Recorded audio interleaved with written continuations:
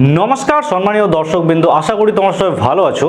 बंधुरा आज के आमी तुम्हादेर सामने एकटी दारुण खुशिर खबर निये चले एसेछि। जारा जारा बा जे समस्त कैंडिडेट एखाने WB SSC ग्रुप सी एवं ग्रुप डी एर जे एग्जाम दिएछो तादेर क्षेत्रे एखाने किन्तु बड़सड़ो आपडेट एई भिडियोर माध्यमे तोमरा पेये जाबे। तो भिडियोटी देखार आगे आमी बोलबो एकटा रिक्वेस्ट करबो सबार काछे चैनेले जोदि नतुन हये थाको ताहले चैनेलटी किन्तु अति अवश्यई सबस्क्राइब करे निये बेल बाटनटी अन करे रेखे दिबे। तो एखाने जे विषयटी आमी बोलते चले एसेछि সেটা হচ্ছে গিয়ে WB SSC গ্রুপ সি এবং গ্রুপ ডি এর যে রেজাল্টের যে আপডেট সেটা অনেক কারো মনের মধ্যে প্রশ্ন থাকছে যে এই রেজাল্ট কবে পাবলিশড হবে হেন কি তেন। তো এখানে সবথেকে বড় কথা বলে নিচ্ছি, এর জন্য কিন্তু ইলেকশন যে ছিল এই ইলেকশনটা তো ছিলই। এখানে এরা যে কমেন্টমেন্ট করে দিয়েছে যে জুলাইয়ের আগে এখানে কোনো রকম ভাবে কিন্তু রেজাল্ট পাবলিশড হবে না। সুতরাং এই জিনিসটা তোমরা মাথায় ঢুকিয়ে নাও যে অনেক কিছু ইউটিউবার বলছিল যে 20 তারিখ 21 তারিখ, এগুলো সমস্ত জিনিস হচ্ছে ফেক। এখানে কিন্তু তোমাদের যাই মন সেই হয়ে যাক কিন্তু জুলাই মাসে তোমাদের রেজাল্ট পাবলিশড হচ্ছে। তো তার আগে স্কোর কার্ড একটা আসার কথা। এই স্কোর কার্ড কিরকম আসবে, কতজন ক্যান্ডিডেটের আসবে, কোন সময় আসবে, এই সমস্ত বিষয়ে তোমরা আলোচনার মধ্যে ভিডিওটিতে পেয়ে যাবে। তো ভিডিওটিকে শেষ অবধি অবশ্যই দেখো।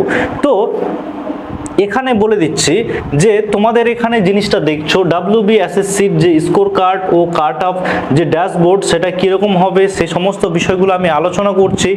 এখানে তোমাদের যে জোনগুলো রয়েছে সেই জোনগুলোর জন্য কিন্তু আলাদা আলাদা কাট অফ জারি হবে, সেটা তো আমি বারংবার বলছি।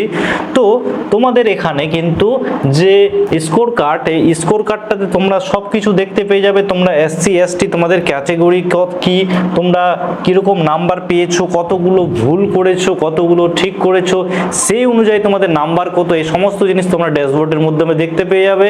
তো এর জন্য তোমাদের ডেটটা কবে সেটা আমি বলছি। তো প্রথমে আগে জেনে নাও যে জিনিসটা স্কোর যেটা বিভাজনের রূপরেখা সেটা কি গ্রুপ সি বনাম গ্রুপ ডিতে। তো গ্রুপ সিতে কেমন থাকবে আর গ্রুপ ডিতে কেমন থাকবে জিনিসটা তোমরা এখানে দেখে নাও খুললাম।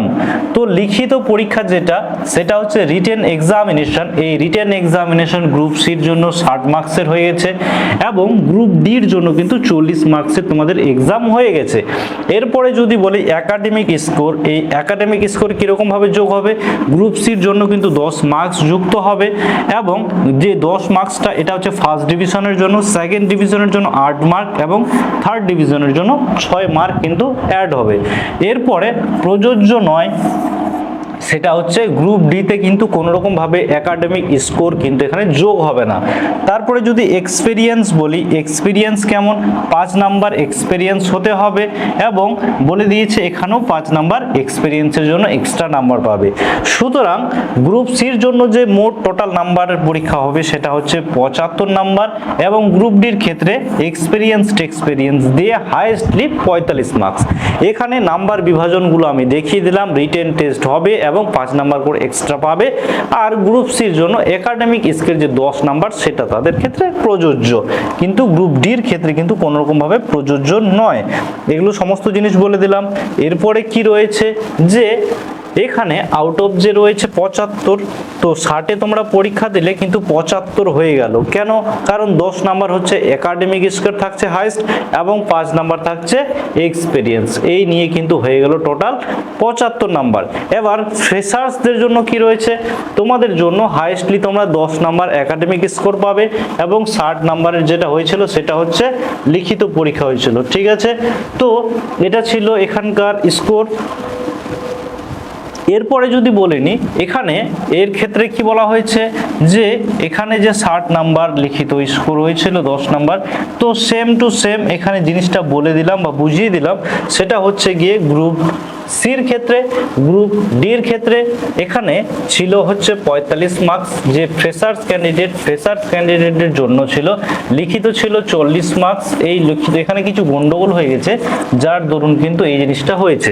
এখানে লিখিত ছিল 40 নাম্বার এবং এখানে অভিজ্ঞদের ছিল হচ্ছে 5 নাম্বার। তাহলে অভিজ্ঞদের কত ছিল? 5 নাম্বার ছিল। ঠিক আছে, তাহলে এখানে তাদের ক্ষেত্রে থাকছে 40 আর অভিজ্ঞদের জন্য থাকছে 45। টোটাল কিন্তু এখানে এই নাম্বার কিন্তু নিযুক্ত বা যোগ হয়ে যাবে গিয়ে তোমাদের স্কোর জোন কিন্তু তৈরি হয়ে যাবে। তার আগে এবার জিনিসটা বলে দিই, সেটা হচ্ছে গিয়ে যে একটি শূন্য পদের জন্য কিন্তু 1.6 মানে কথা একটা সিটের জন্য যদি 10টা সিট হয় 10টা সিটের জন্য 16 জন ক্যান্ডিডেট কিন্তু এখানে ডাক পাবে। সুতরাং এই হিসাবে কিন্তু এখানে ডেটা যে রয়েছে এই ডেটাটি তোমাদের সামনে তুলে ধরছি। এখানে ডেটা অনুযায়ী তোমরা দেখতে পাচ্ছ যে ইস্টার্ন রিজিয়নের জন্য এখানে মোট শূন্যপদ ছিল 717টি, তো ডাক পাবে গিয়ে হচ্ছে 1147 জন ক্যান্ডিডেট। তারপরে নর্দার্ন রিজিয়ন থেকে কি বলা হয়েছে, শূন্যপদ যেহেতু 616টি ছিল তাহলে ডাক পাবে কতজন, 984 জন ক্যান্ডিডেট কিন্তু এখানে ডাক পাবে আগের যে প্রসেসগুলো হবে তার জন্য। এরপরে রয়েছে সাউথ ইস্টার্ন রিজন, এখানে 443টি ভ্যাকেন্সির জন্য ডাক পাবে হচ্ছে 708 জন। এরপরে রয়েছে সাউদার্ন রিজন আর 491টি ভ্যাকেন্সির জন্য 785 জনকে ডাকা হবে। এরপরে ওয়েস্টার্ন রিজনের তরফ থেকে 723টা যে ভ্যাকেন্সি রয়েছে এই জন্য ডাক পাবেন কত, 1156 জন। তো মোট শূন্যপদ রয়েছে 2989 জন এবং মোট ডাক পাবে হচ্ছে প্রার্থী সেটা হচ্ছে 4782 জন। তো এই হিসাবে যদি ডাকা হয় তাহলে আনুমানিক এরকম ভাবেই ক্যান্ডিডেট ডাক পাবে, কিন্তু এর মধ্যে থেকে এক্সপিরিয়েন্স কিছু থাকবে। তো এক্সপিরিয়েন্স কিন্তু বেশি কিছু নেই, খুব জোরে 700 থেকে 750 কিংবা 800 ক্যান্ডিডেট হবে, তার উপরে কিন্তু নেই ফ্রেশার্স ক্যান্ডিডেট যারা কিন্তু একটা ভালো নাম্বার পেয়েছে। এরপরে যদি বলে থাকি, এরপরে কি বলা হচ্ছে গ্রুপ যেটা রয়েছে, এখানে গ্রুপ ডির ক্ষেত্রে যদি বলি তাহলে গ্রুপ ডির ক্ষেত্রে ইস্টার্ন রিজনের থেকে ছিল হচ্ছে ভ্যাকেন্সি 995 জন, যার জন্য ডাক পাবে কিন্তু 1592 জন। নর্দার্ন রিজন থেকে ছিল ভ্যাকেন্সি 1660 জন, এর জন্য কিন্তু ডাক পাবে গিয়ে 2571 জন। এবং সাউথ ইস্টার্ন রিজন থেকে 543টি ভ্যাকেন্সির জন্য ডাক পাবে গিয়ে 854 জন। এবং সাউদার্ন রিজন থেকে 81টি ভ্যাকেন্সির জন্য ডাক পাবে গিয়ে, এখানে একটু ভুল হয়েছে, সেটা হচ্ছে 854 জন। এবং ওয়েস্টার্ন রিজন থেকে 1673টি ভ্যাকেন্সির জন্য ডাক পাবে 2676 জন। এই ছিল টোটাল গ্রুপ ডির 5489টি সিটের জন্য ডাক পাবে গিয়ে তোমাদের একটু বেশি। এখানে যেহেতু 1.6 গুণ করে ডাক পাচ্ছেন, সুতরাং এইভাবে কিন্তু তাদের সিলেকশন প্রক্রিয়া এখানে বেড়ে যাবে। তো এখানে সমস্ত বিষয় আমি বলে দিলাম যে তোমাদের যে নাম্বারের সিকোয়েন্সটা সেটা কি হিসাবে ডাকবে।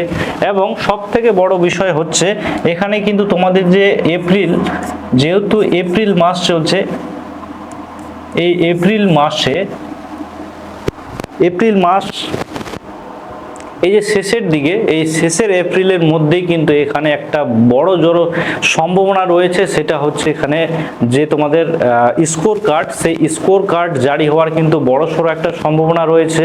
এবার তোমরা যখনই স্কোর কার্ড দেখতে পেয়ে যাবে তোমাদের কাজ কিন্তু শুরু করে দিবে, এবং এর যে রেজাল্ট সেটা কিন্তু জুলাইয়ের আগে কোনো রকম ভাবে পাবলিশড হবে না, এটা বলে দিয়েছে ওনারা। এবার চান্স খুবই কম, প্রায় 10% 5% বলতে পারো, কিন্তু 90% চান্স নেই যে জুলাইয়ের আগে কোনো রকম রেজাল্ট দেবে। তো এখানে এখন অপেক্ষা করার বিষয় এবং আগের দিনগুলোতে কি হচ্ছে সেগুলো দেখার বিষয়। এখন থেকে কোনো রকম কেউ কোর্স নেবে না, এখন থেকে জাস্ট জিনিসগুলো জেনে রাখো এবং শুধুমাত্র তোমার কাজ তুমি চালিয়ে যাও। তো আই হোপ তোমাদের ভিডিওটি ভালো লেগেছে, যদি ভালো লেগে থাকে তাহলে অতি অবশ্যই লাইক করবে এবং চ্যানেলটির সঙ্গে জুড়ে থাকার জন্য চ্যানেলটিকে সাবস্ক্রাইব করে দিয়ে বেল বাটনটি অন করে রেখে দেবে।